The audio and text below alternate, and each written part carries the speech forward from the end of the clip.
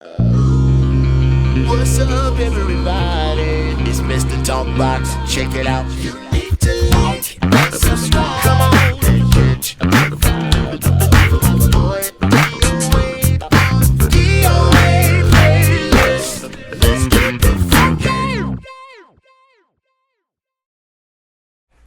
YouTube family and YouTube world, I am back. I hope everyone is well and blessed. Hope everybody's doing good. Listen, before we get started, please go like, subscribe to the page, leave some comments, leave your thoughts, criticize, critique, whatever. I got tough skin.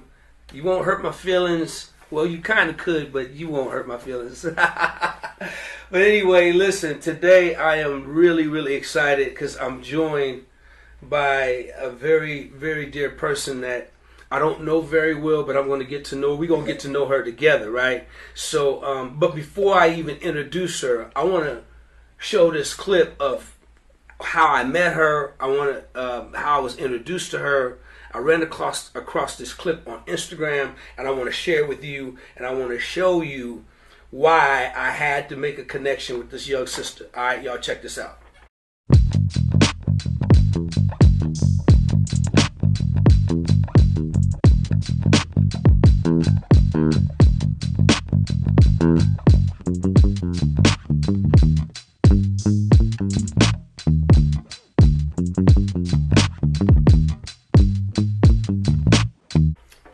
Okay, now I want to introduce y'all. She just goes by this name. It's one name, kind of like DOA, but she goes by Sterlyn. Y'all give it up for Sterlyn, this young sister who is funky, is all get it out. What's happening? How are you? Thank you, DOA. I'm great. How are you today?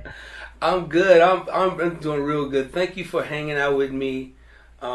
This means a lot to me. I know you're busy, constantly working. We're going to get into a little bit of that. You know, it's crazy because most people I have on are people that I've been knowing for, you know, I'm old. So people I've been knowing for 30 plus years, 20 plus years, 35 plus years, some even for 40 years. So I know so much about them. So, you know, it's like I could carry a good conversation piece because I know so much about them, right?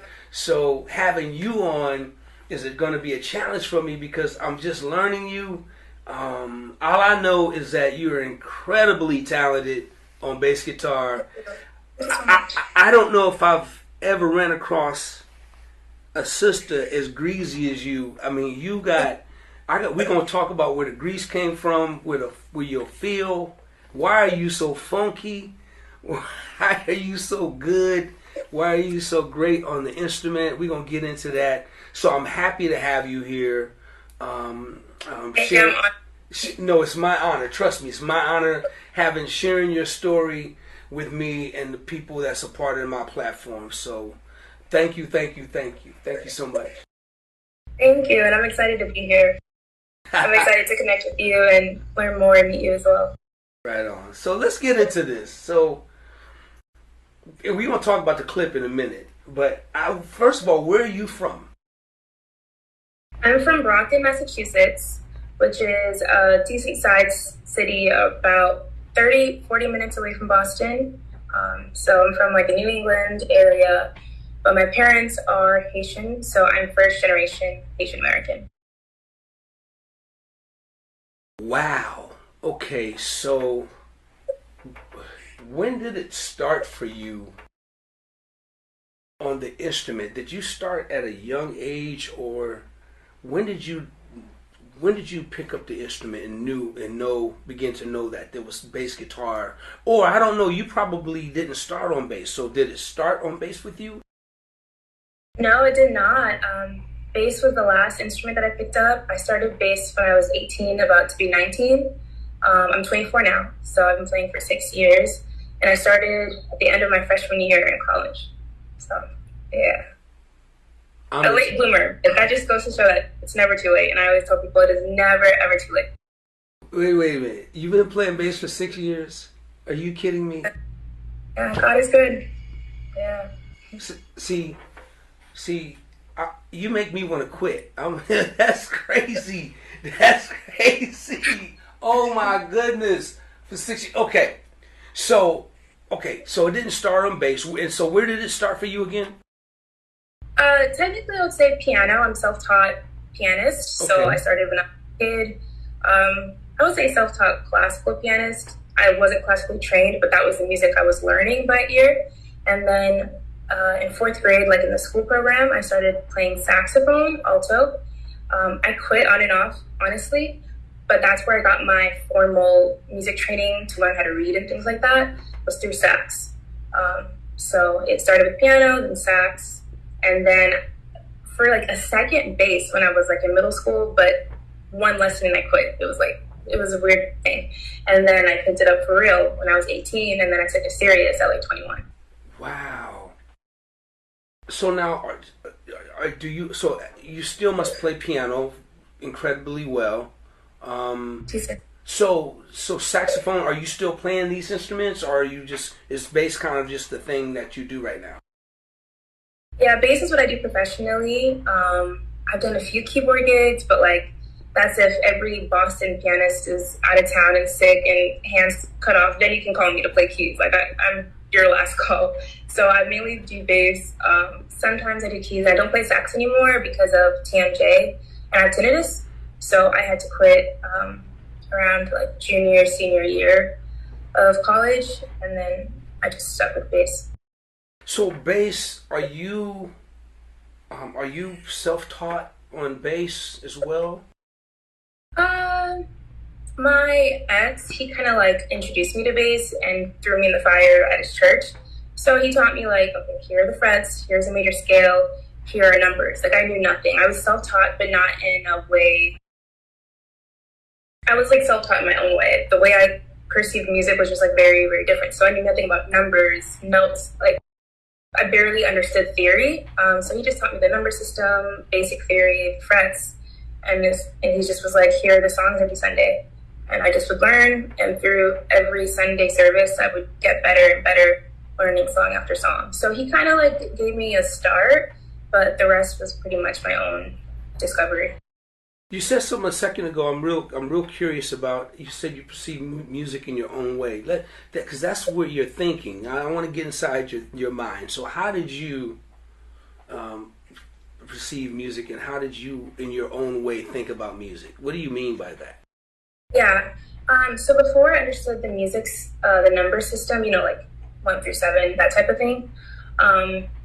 My only formal training was through like sheet music, like in band, where you play what is on the page. There's no ear training required. You don't need to understand theory. You're just reading, right? You're playing what's on the page. But as a piano player, I had to learn things by ear. And so picking out melodies was fine as a kid. Chords were like tricky, or just something that I had to think about more. And I played a little bit at my church, but in the Haitian style of church, our songs are, I would say, like fairly simple, no crazy like theory. So at most I needed to know was like 1, 4, 5, 6, maybe a 2 chord.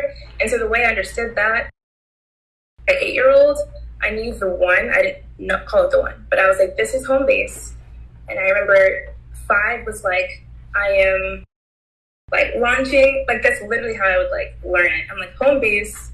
The 5 is like preparing to go to home. I was like the 4 and the 5 would confuse me because they're both major chords. But I knew the 4 was like, it's like you're about to go home, but like a detour. I knew 6 was like the sad chord, right? Like that was like home, but like if you wanted to be sad. And I knew like diminished was like this building up tension chord. So literally like instead of going, 1, 4, 5, 6, I'd be like home base, almost like you're going home. That's literally how I thought about it. Wow. Until it just became like I could identify it. And then once I realized, like later in college, there are numbers for this, I just attributed the traits to each chord quality in the function of like a major scale. I just attributed those qualities to the chords. So now I actually use numbers, but I still feel the same way. Like the 5 is like the setup to go home. The 1 is home. Like, but then also you can expand it, go crazy with that. So that's how I understood theory before I actually understood like a scale. Yeah. That's dope. Oh my god. Yeah. Yeah. That's the When I what? look back at that, like, I don't know how I actually, like, I mean, it makes sense. It's kind of intuitive, but I'm like, wow, like, I really was making up a story because I didn't have, like, the numbers and the theory to, like, access song structure and harmony. Wow. It's crazy because I'm not going to get into this now, but when we talk another time, I'll share with you. I came up playing quartet music, and we had a completely different number system. And I'll share that story. It's totally crazy. But we didn't. It wasn't about the 1 4 5 with us. It was something Right. else. But that's crazy to hear your thought process with connecting that together like that. That's interesting.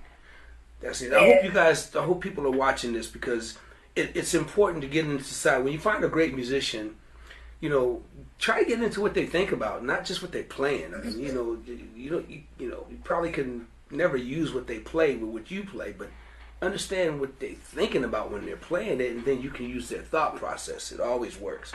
So bass for 6 years. That's your main number one instrument. That's your professional. You're making your living playing bass right now. Tell me a little bit about your journey. Like, so you started at 18 years old on bass. How long did it take you to start to begin to find work and people start to call you and doing gigs and stuff like that? Yeah, so I started playing like sophomore year, I would say. So after the spring when I picked it up, I went home to Boston for the summer. I went to Howard University. So I was playing like in the DC area at my ex's church, went home for the summer. I was practicing a little bit, like fairly. I was getting into producing, like I got my laptop for the first time. I had software, like I was just new to everything. Sophomore year, fall 2018, I come back to school. I'm only playing at church. Like I'm not gigging anywhere. I wasn't even really getting paid there. So like in my mind, I wasn't gigging. I really wasn't. I was still learning. And then still practicing, still like in the practice rooms, like still going at it, just trying to absorb as much as I could. And then 2019, I started like playing for other students, like things on campus. I did like the school talent show. I played sax, keys, and bass, like in a whole medley thing. And like I won that competition. And then I was like, all right, like I'm actually like doing something. And then I maybe took like 1 or 2 gigs, like my first actual church gigs, playing for like another Howard student at his church. I had no business filling in for people, but like I was like, hey, it's an opportunity, I'll do it. Barely could play, but like I was doing it. And then let me see. Then that summer, I wasn't really gigging. I wanted to stay in DC. I worked at a summer camp, didn't really gig at all. Then that fall semester 2019, fall 2019, I was like, all right, like I'm actually getting the hang of this. Like I want to like work more. Didn't really gig at all. Maybe played for some students, played at my ex's church still. That's like the main place I was playing. Then January 2020, I was like, okay, I'm ready to go. Like I have some chops. Like people slowly in DC were starting to call me. I was like, I'm ready to go. I went to NAMM January 2020. I'm like, yeah, like let's do this. I was literally getting calls maybe March, that first week. And then you know what happened in March 2020? The world shut down. So just as I was like gonna like kind of take off in DC, everything shut down. I had to go back home. And then quarantine, all I did, no one was really like performing. All I did was shed 6 hours a day, like to the point where I had injured myself that summer just practicing so much. Just 6 hours a day, every day. Like I was just obsessed. And that happened all the way until summer 2021. I graduated school. I applied for this very competitive internship at the Kennedy Center, if you're familiar with the Kennedy Center in DC.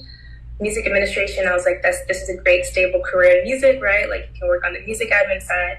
I'll do that because that's the thing to do. Like I just graduated, right? Like you're not going to just be a full-time bassist. In my mind, I'm not like really realizing. So I was like, I'll do that. I did that for the summer. I was like, I don't know if that's really it. but I wasn't. I was in Boston, but I wasn't like connected to the scene, so I didn't realize like my alternative to working at the Kennedy Center virtually would be that I could gig. I didn't put that together yet, so I was like, okay, no Kennedy Center. Figure something else out.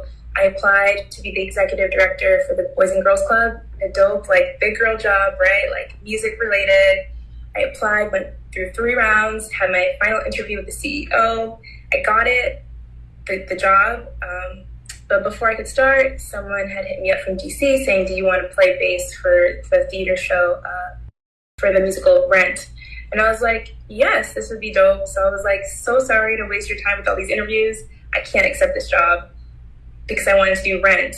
That actually fell through. The logistics didn't make work. They just didn't work. So I had just said no to an amazing job to not have a gig.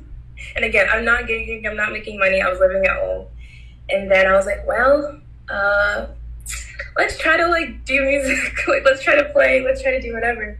And so, like a coincidence, one of my friends that I kind of met through the internet that was living in Boston, he hit me up for a gig like on this, just like a one-off gig. And I said yes, I did it, and I was like, this is the thing. Like, I want to play, I want to like, which I knew I wanted to do in DC, but I just was trying to make sense of it in a post-pandemic world, you know what I mean? Mm-hmm.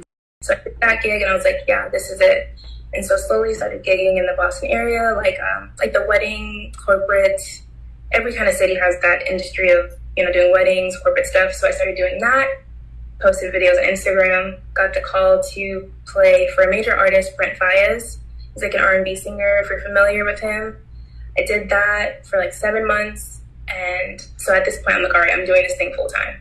And then that like had ended, kind of fell through, went back to gigging locally until I secured this gig in 2022. So that's like the whole timeline. I know it was like rambling, but that's the whole timeline of it, where I'm like finishing school online in a quarantine world and then trying to like figure it out as the world opened up and trying different things, but it wasn't really making sense. And I was like, well, let me just try to do this thing for real, you know, and I just leaped right into it. That's quite a journey. Yeah, and not just the end of it, honestly. Yeah. So let's back up a little bit. So how did you injure yourself while you were just shedding? What did you do? I was just overexerting. Like I was building up to 6 hours. I didn't just go from 0 to 6, but I just was like, I was just going too long. I wasn't taking breaks as I should. I don't think I had like a proper warm up. Like I would just kind of just play. I mean, I did a lot of scales and exercises before I would really play, but I just was overexerting. You know, it was one of those things where I just was going at it every single day because I was obsessed. I was in that period of like, I want to master this thing. And during that phase of my life, I told myself, I was like, I don't want to be good for a girl. I don't want anyone to say that she got this gig because of what she looks like, or she got this gig because she's a girl. I was like, no one will say that. I will practice so hard that someone will say I am good because I am good. Like, that was my thinking. And I wanted to, like, get this thing down. The bass was, like, a beast for me. Piano is very, like, you can cough and it plays, but bass, you gotta, like, you know? And so that switch was a little bit tough for me. So I was like, I will not be defeated by the bass, and no one will say that I am good for a girl. So I was just going at it every day. That whole, like, 6-7 months, I was just going. Okay. Bass is going to be the last thing we talk about. So let's talk about, so right now, so you're on tour right now with theater, right? Let's talk about what you're doing right now with this play that you're doing right now, or this theater tour. Right. So currently I am the bassist for the North American tour of Sixth Musical. So this show is like a smash hit in the Broadway world. If you're not familiar with theater, think like Hamilton. If you're familiar, Wicked, Lion King, Aladdin, like it's a show of that caliber. And I didn't know that going in. I just was like, hey, I'll do this gig, get paid great, whatever. But it's actually a huge deal. And so I've been doing that, playing the show with them since September 2022. I got the gig through Instagram, through a friend that I made. She had gotten the gig for the first tour. She wanted me to be her sub. So I said, sure. But then they ended up opening another leg of the tour. So instead of being offered to sub for her, they offered me the chair. So that's kind of how I got it. Yeah, the power of networking and the power of social media. But yeah, so I've been with them since then. And yeah, 8 shows a week. The theater schedule is growing. 8 shows a week, pretty much a new city every week or every 2 weeks. And we've been on tour nonstop since September 17th, 2022. Mm-hmm. And now, so how do you like it? I think the show is incredible. Like I mentioned before, it's won Tony Awards and Grammy nominations. Like it is, like, you know, the highest caliber theater. That is Six. That is Broadway, right? Like Times Square. There's no, you know, higher level than that. So I realize the magnitude of work of a show that I'm doing. So I'm like honored that a 22-year-old, they gave a 22-year-old Black girl a chance, because I didn't realize that's a gig that, like, theater musicians in New York, that is what you're striving for. Like, you're in New York, you want to land a Broadway gig or a tour. Like, that is the goal. So I didn't realize what I was getting into. And so I'm very grateful for that, you know. And I know that it matters that I'm in that show as a Black woman, because it's not a very diverse space. So I love that I'm able to represent and help to diversify that space. So I love it for that. The show's really fun. It's about the 6 wives of King Henry VIII. If you're into that whole, like, European history thing. But it's a modern take. So it's not like a period 1700s Hamilton, or not Hamilton. It's not like a 1700s period piece. It's a very modern rock, pop, some elements of hip hop and Latin music. It's a very modern take. Lots of dancing, lights. Like on the music side, you know, there's a stem and tracks, and, you know, I have a pedal board. Like, it's a very modern vibe. So I appreciate that. It makes it a lot. It makes it a lot of fun. And it's short. It's 1 act, 80 minutes. So you're in and out. You know, and I really like it because of the schedule of Broadway, of these theater tours. When I was with Brent, you know, I was imagining a tour for an artist, right? You're in a city for a day, get on the bus, next day you're, you know, sure. That's the type of tours I was expecting to do. But doing theater and doing these Broadway tours, it's really, really cool because you're in a city for a week or two. So like in Sacramento, I'd be free all day. And I'm like, I wish I connected with you. But I'd be, you know, free all day, go in at 7 o'clock, do a 7:30 show, and by 9, I'm headed home. And so you have your whole day to yourself, you do a show for 80 minutes, and then, you know, that's it for the next week or so. So I love the flexibility, a lot of time to discover and explore cities. I've sat in so many cities, met so many musicians because of that time. So I love the Broadway type of tour because of that. Yeah. I gotta give you. I know I'm so blended. I gotta give you a standing ovation. So it's on a modern vibe. So it's not like the band is in the pit or like a house band. So what's the setup like for you guys? So I play a Fender Ultra 4-string. It's a silent stage, so it's only our in-ears. I play 64 audio, and they provide all the backline. So all I bring is myself. They give me my costume, bass, ears. I have like a small pedal board. It has like it's all TC Electronics, I think. I have an octave pedal, a spark pedal, which is like a gain. I can kind of boost the volume, a tuner, and there's just 2 rows of that, like duplicates. So if the first row pedals go out, there's a duplicate set that I can like plug into. So just 3 pedals, really. Silent stage, no amp. It's an E-kit. They really want to control the sound. It's an E-kit with like hybrid cymbals or something, keyboard player, and a guitar. So it's a 4-piece. And yeah, very like electronic pop sounding. Like that's the vibe. It's memorized, so I had to know how to read. And I had to memorize 80 pages, a book of, I think, like 17 songs, 80 pages, fully memorized in 2 weeks. But really easy music, I'm not gonna lie, very, very easy, which makes it easy to do. Like I'm not, you know, going into work stressed about like hard parts. Pretty simple pop, you know, 4 on the floor. There's like a small slap section. So the music is fun, it's cool. That's pretty easy going. But again, in the theater world, like you're not doing substitutions, you're not filling in your own lines, you are playing that part and reading the book. So you guys are actually, so you said you have a costume, so you guys are actually a part of the set. You guys are on the stage as well? Okay. Yeah. My stage name, or I'm not an actor. We don't have any lines. If we had lines, we'd have to be part of the actors union. But for theater, being a musicians union, so no lines. But my character's name is Bessie. She was basically, she's a real person. She was King Henry VIII's like baby mama. Okay. He wanted a son. That's why he had 6 wives. He wanted a son, and like the first one couldn't give it to him, so he divorced her. The second one, she gave him a girl, and she did something else. He cut her head off. The third one divorced her. The third one died of natural causes. She did give him a son though. The fourth one was divorced. The fifth one, he also cut her head off.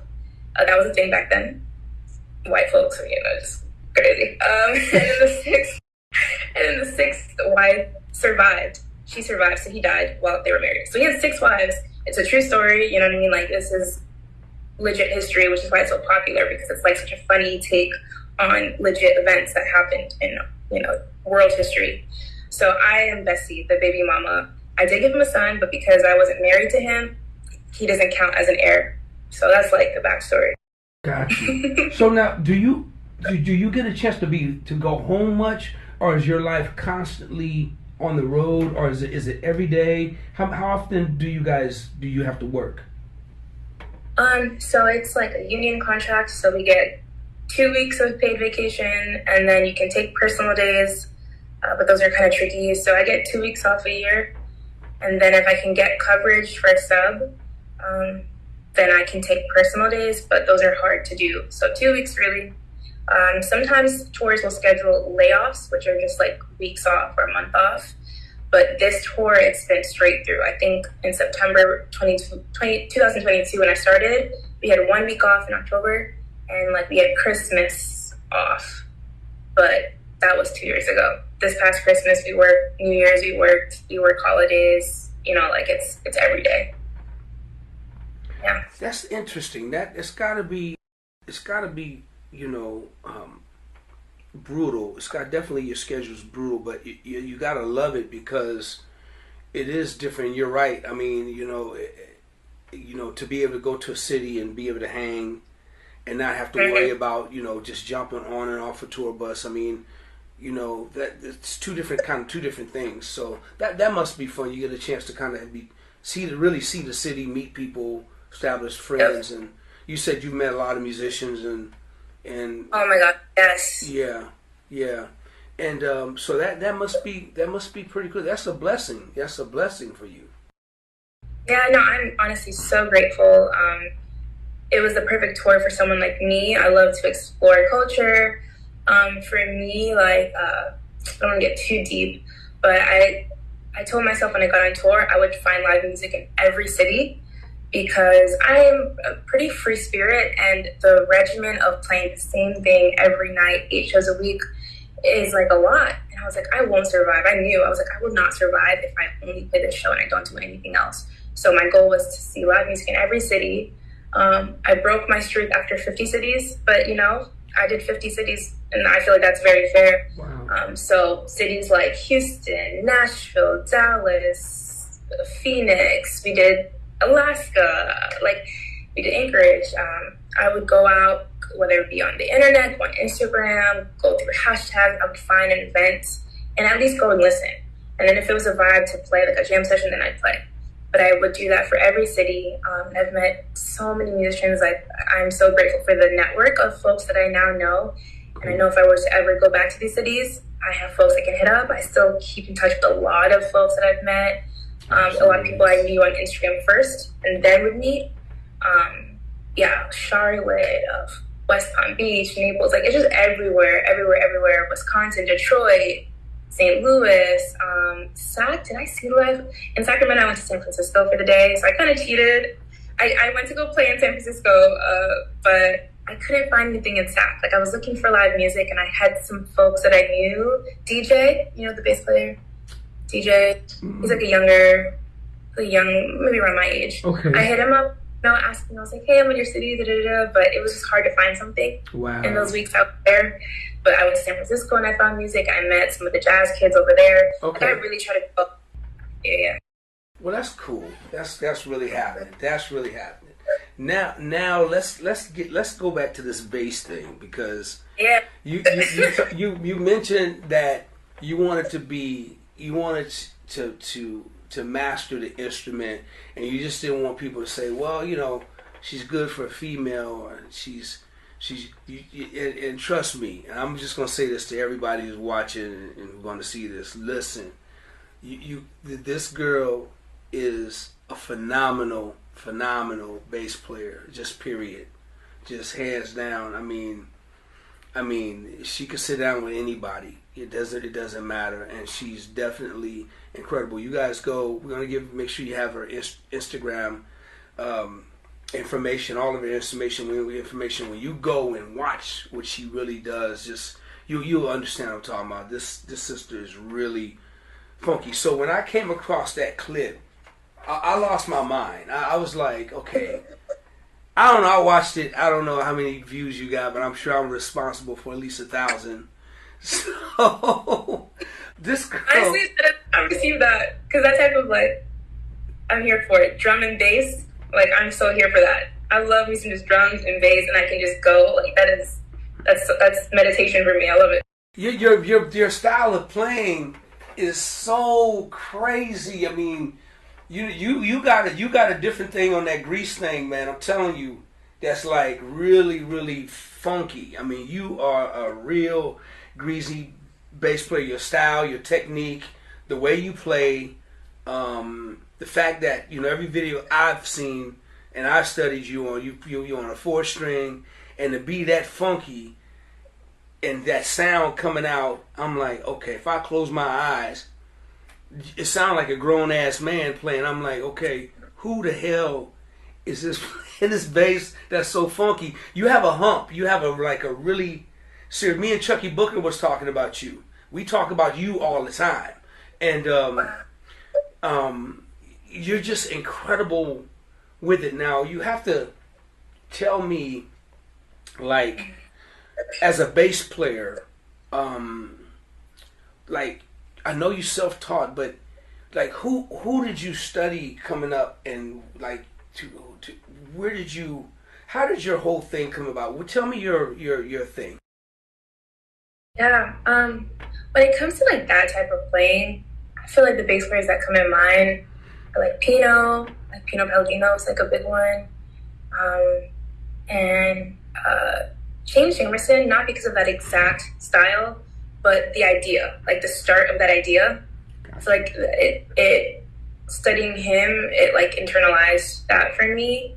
And then honestly, Mono was a huge inspiration. I don't know if it's just something about his spirit and the way in which he played. It's just something about that really resonates with me for that type of style. I feel like those were the biggest 3 that informed me about that. And then I'm sure I'm missing some others, but those are the 3 that come to mind right now. Those were huge influences. And then I just really enjoy palm muting. Honestly, the reason why I started doing that so much was because at the time, when I was a little bit younger, if I was playing a crappy bass, if I palm muted it, you couldn't tell. You could kind of cover up the sound with just that thumping sound, because then the strings wouldn't resonate. If you had dead strings and you were palm muting, you couldn't really tell, you know, it could cover up a lot. So I would gravitate towards palm muting so I could cover up that tone. I know it's not conventional, but that's why I would do it so much. And then I kind of got into this as a style and everything. So that's another part of why I started doing that so much. But those are the 3 musicians really for that style of playing. And that was the reason why. Yeah, I don't know if I answered your question.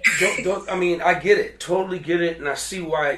Totally see why you play. Because I'm a fan of all 3. Definitely, Pino, Jamerson. Jamerson's probably my favorite. Him and Robert Wilson, they're my most favorite bass players. But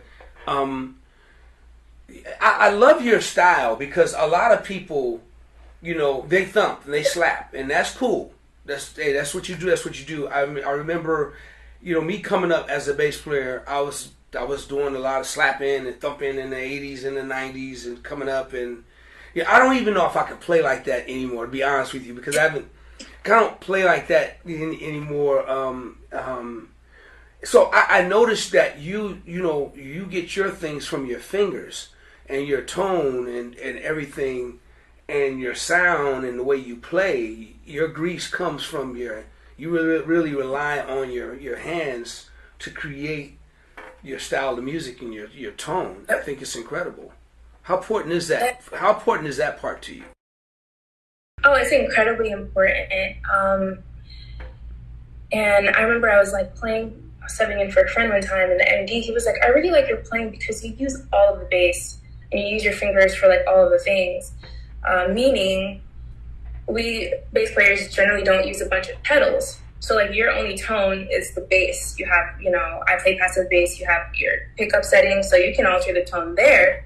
But you're not a guitar player who has a bunch of pedals. You're not a keyboard player who has a bunch of patches. You just have bass.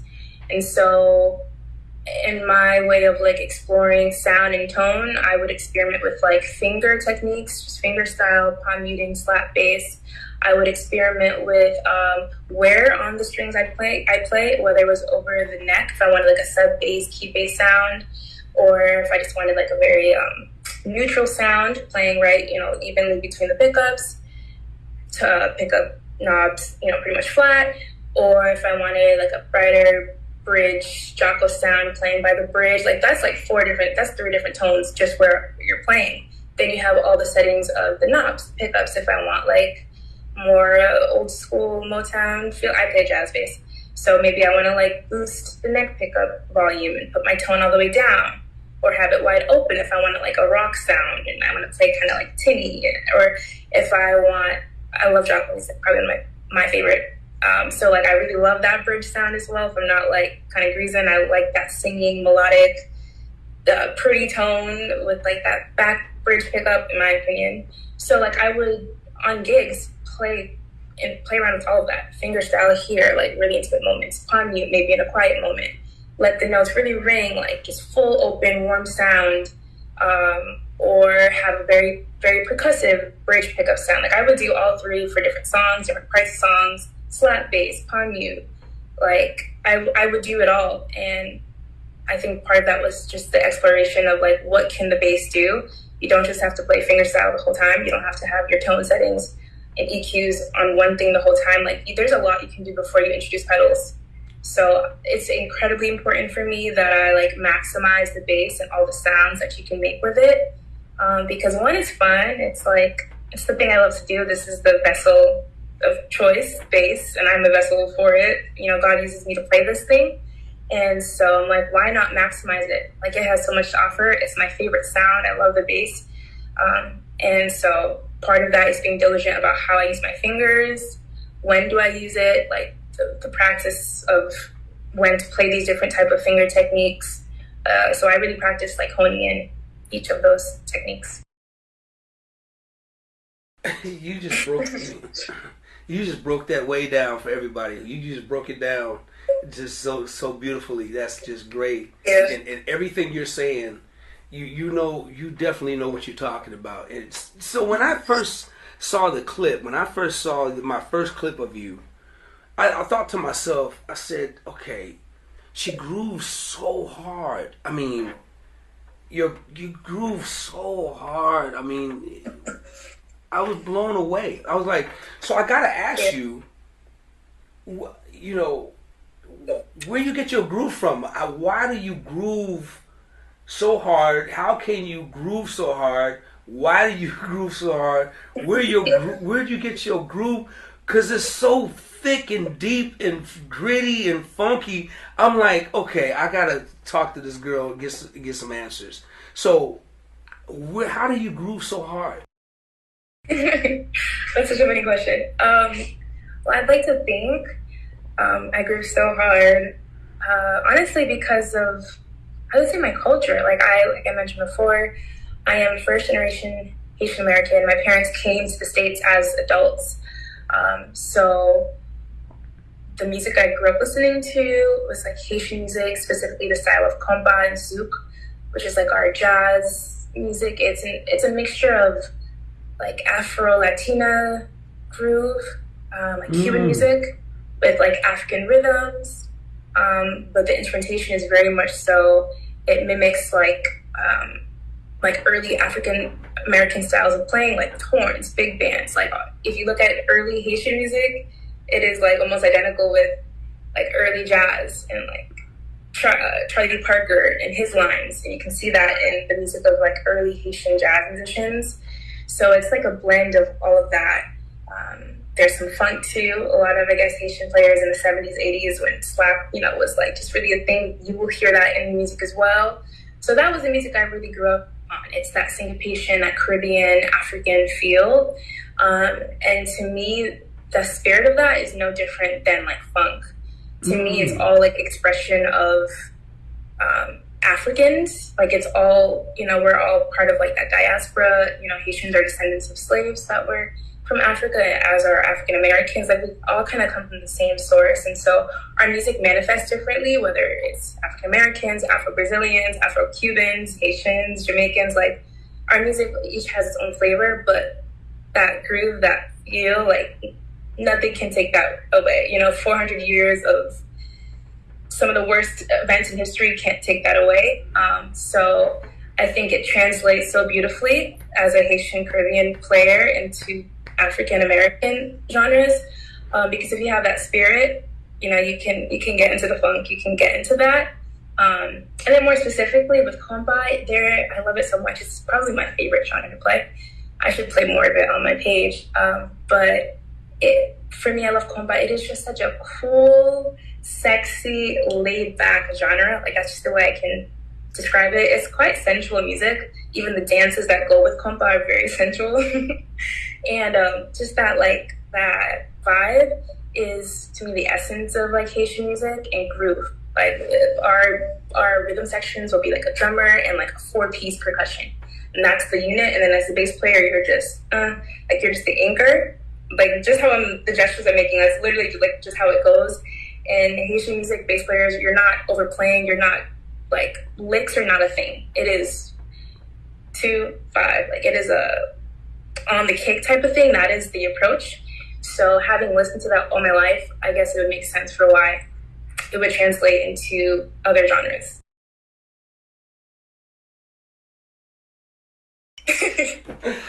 You're killing me. Oh my God, speak on it. Kick knowledge. I'm telling you, it's like I get it. It makes everything you just said is so deep, and it makes so much sense. Wow, I've never heard quite an answer. That's very, very powerful, and I think it's in a lot of what you said is in all of us, especially black folk. And I never ever looked at it like that.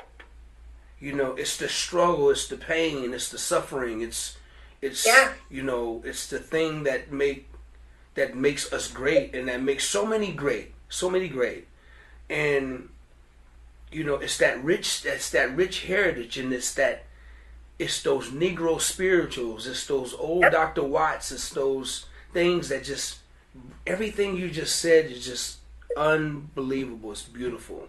I hope everybody is like really checking this out. In fact, man, I'm tagging so many bass players. I never really tagged nobody, but I'm tagging I'm tagging Bill Dickens, I'm tagging Goucher, I'm tagging Chucky, I'm tagging Ethan, I'm tagging Pig Funk, I'm tagging everybody, because they all gotta know who you are. They really gotta know who you are, because you're an incredible, not just a musician. I'm glad I got to meet you, because you're an incredible, very intelligent, and very bright, brilliant young person.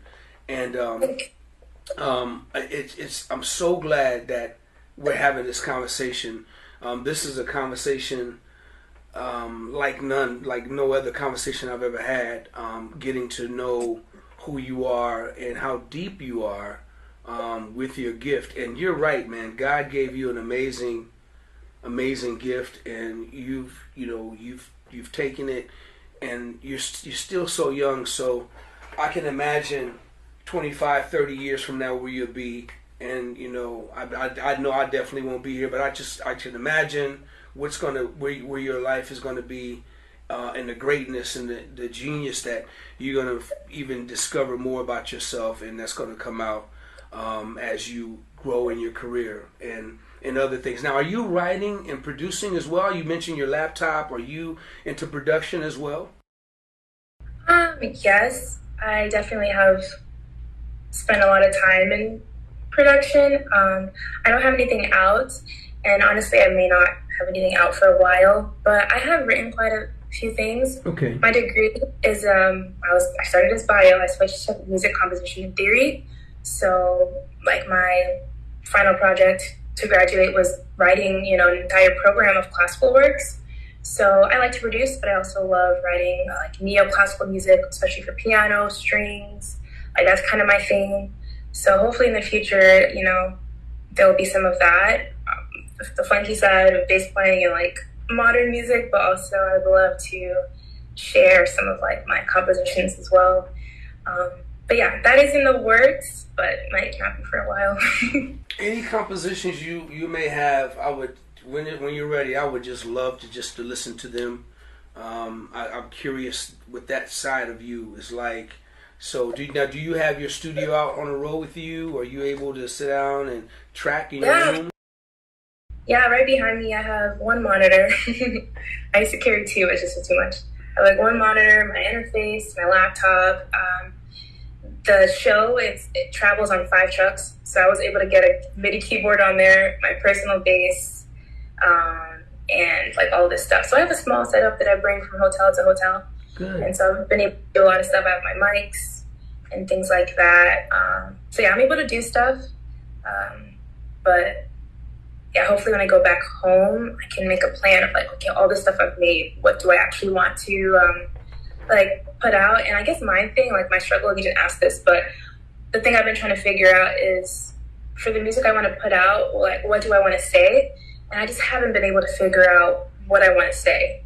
Like bass, classical music, Haitian music, like do I want to sing? I just don't know what I want to say yet. And I think once I figure that out, it'll make sense for what music I put out. Got you. That's awesome. Man, I mean, listen, I wish I could keep you here forever, but I'm not going to do that. I know you have a crazy schedule, and I'm just so I just got to tell everybody just to please check this sister out, y'all. I'm telling you. Thank you. She is like, one of the funkiest bass players I've ever met, and I mean that. I just don't, say that lightly. No, this girl can really play and handle the instrument extremely well. She's mind blowing what she does on her instrument and the way she plays. Her style, her sound is absolutely incredible. I mean, you could go to Minneapolis and you could easily play with Prince. You could play with University. you could play with all you just really really got a great gift, and I absolutely love what you do, and I respect what you do as a player.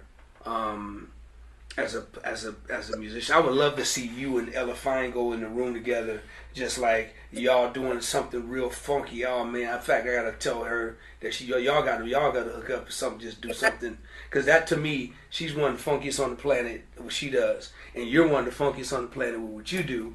So, I can have me a funky. Give me a funky, all-female funky band just to challenge some of these dudes out here. Yeah, that would be so fun. I would love that. I'd just be the coach. I'll be the water boy for y'all, and just listen, Sterlyn. Listen, tell everybody how they can follow you, how they can reach you. Yeah, absolutely. So my Instagram is my main platform. That's Sterlyn Music, STERLYN Music, one word. I'm also on YouTube. I have a YouTube channel, more lifestyle, and that is Sterlyn Music as well. So those are the main 2 platforms you can find me on. So yeah, check me out there.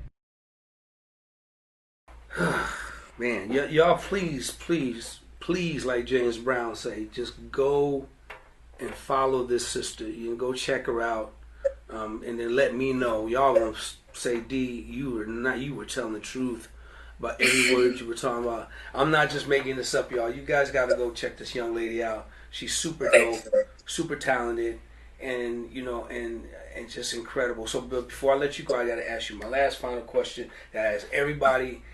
I think you answered it earlier, but I'm just going to ask you. You got 4 bass players you're going to put on your Mount Rushmore. Give me your 4 bass players you're going to put on Sterlyn's Mount Rushmore. Okay.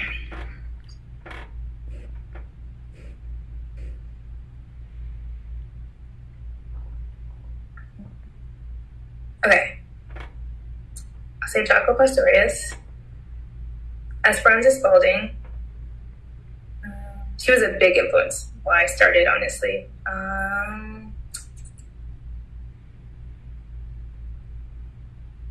Those 2 are definites. The rest are like, I could put like 4 more in there.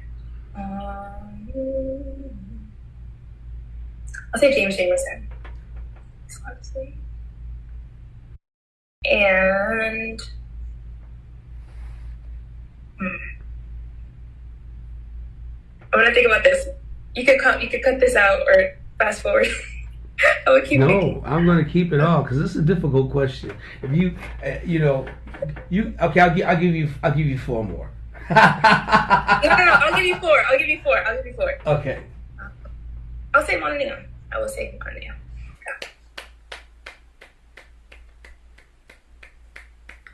I'm gonna take one. I'm gonna put a sister up there. I'm gonna put you on. You're gonna be my 5th. You're gonna be my thumb. I'm gonna put you on there. All right. I'm gonna put you right there with all of them. With all of them, I'm gonna put you right there. Because I'm telling you, I'm gonna put you up there because you deserve to be. You deserve everything that's happening for you right now in your career, in your young career.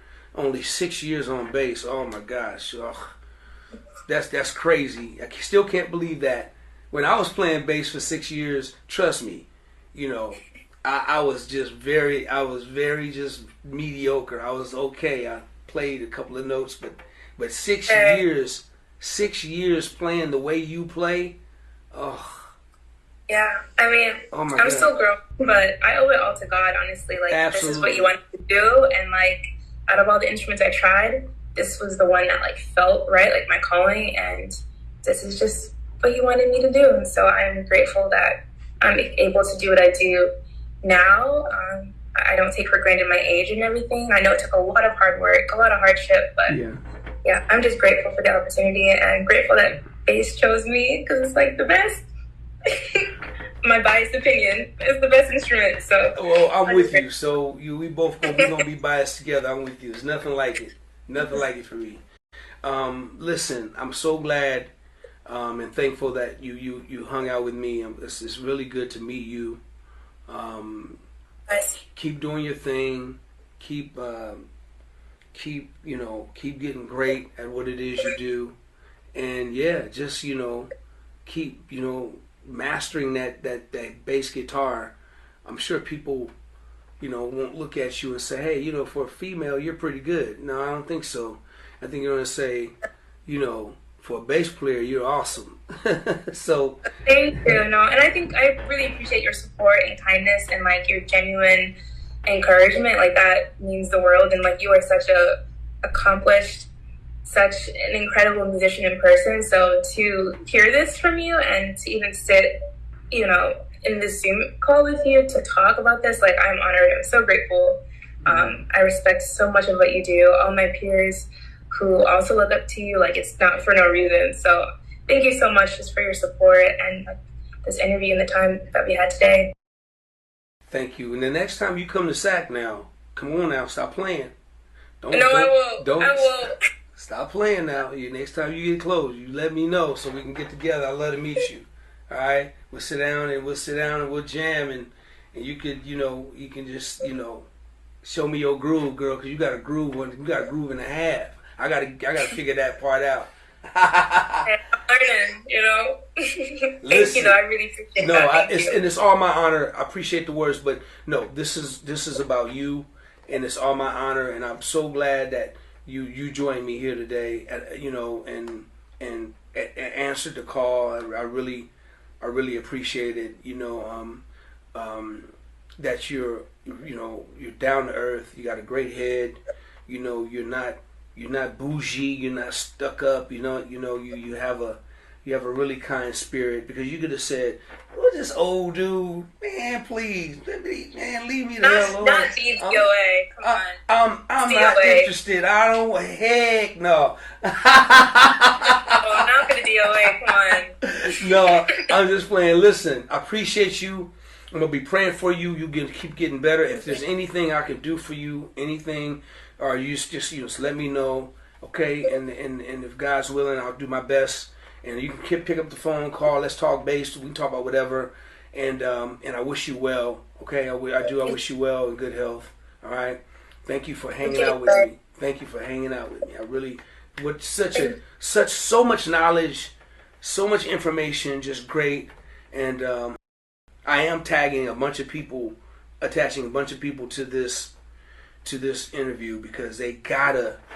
And I'm sure a lot of people, you probably already follow you, but there's gonna be more, because everybody gotta know about you. I'm serious. Everybody gotta know who you are. They just gotta know how incredible you are. So thank you once again for hanging out with me. Okay, yo, YouTube family, go like, subscribe to the page.